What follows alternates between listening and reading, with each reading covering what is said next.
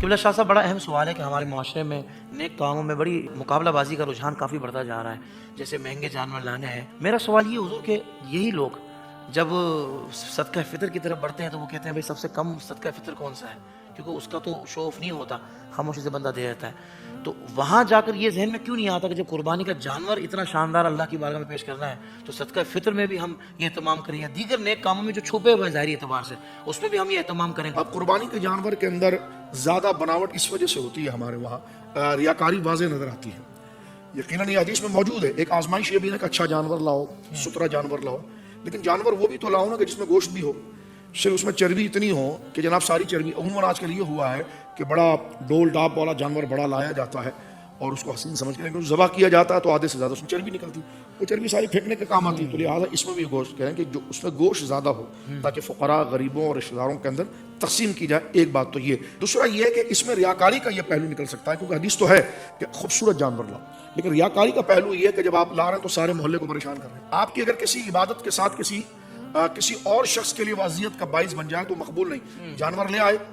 15 لاکھ کا لائے، 20 لاکھ کا لائے، اللہ قبول فرمائے، لاتے رہیے، اچھی بات ہے، رزق حلال آپ کے پاس، لیکن اس کے بعد جب جانور ذبح کر لیا آپ نے، ٹھیک ہے نا، ذبح کرنے کے بعد اس کے علائشیں ویسی پڑی ہوئی ہیں،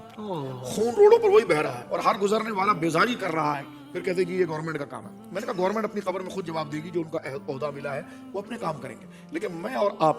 یعنی آپ دیکھیں لوگ جو ہے دیگر چیزوں میں ایسی فضول پیسے ضائع کر دیتے ہیں۔ کوئی سگریٹ پی رہا ہے تو جناب کوئی گٹکا کھا رہا ہے تو پان، اگر تھوڑی سی رقم دے کر ہم اپنی مسجد میں دوستوں کے ذریعے، ہمارے دوست علماء بھی اس بات کی ترغیب دلاتے ہیں کہ آپ تھوڑے سے پیسے دے کر کوئی سوزوکی ہائر کر لیں، وہ اٹھا لیں، تو شاید آپ کے جانور لانے میں کچھ نیت ادھر ادھر ہو گئی ہوگی، لیکن اس آلائش کے صاف ہونے سے راستہ صاف ہو جائے گا، تعفن نہیں رہے گا، ماحول خوشبودار ہو جائے گا، تو آپ کی اس نیت کے صدقے امید کی جا سکتی ہے کہ آپ کی قربانی مقبول۔ کیا بات ہے شاہ جی، واہ واہ۔ لیکن ہمارے وہاں ان چیزوں کی پرواہ نہیں کی جاتی، ریتیں ویسی پڑی ہوئی ہیں، غلاظتیں ویسی بہ رہی ہیں، کیونکہ آپ بڑے ہیں، اتنا بڑا جانور لائے ہیں تو آپ کے تو تعلقات بھی بڑے ہوں گے، ہر بندہ آپ سے ڈر رہا ہے، نہیں جا رہا ہے کہ اگر کچھ کریں گے تو جناب یہ حرکت کر جائے گا، اور مسئلہ ہم صحیح بتانے جا رہے ہیں، لیکن تو اس پر بھی شدید وعید آئی ہے۔ اگر کوئی بھائی نیکی کا کام کرتا ہے، ٹھیک ہے نا، تو وہ نیکی کے کام کو نہ چھوڑے،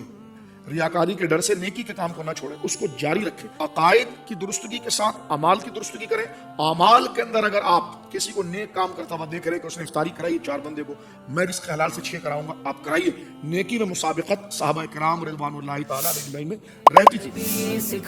زندگی کے تمام شعبوں میں دینی رہنمائی حاصل کرنے اور آخرت کو بہتر کرنے کے لیے ہمارے YouTube channel Islamic digital studio کو سبسکرائب کر لیں اور بیل آئیکن بھی پریس کر لیں۔ قرآن سے بھی ملاتا ہے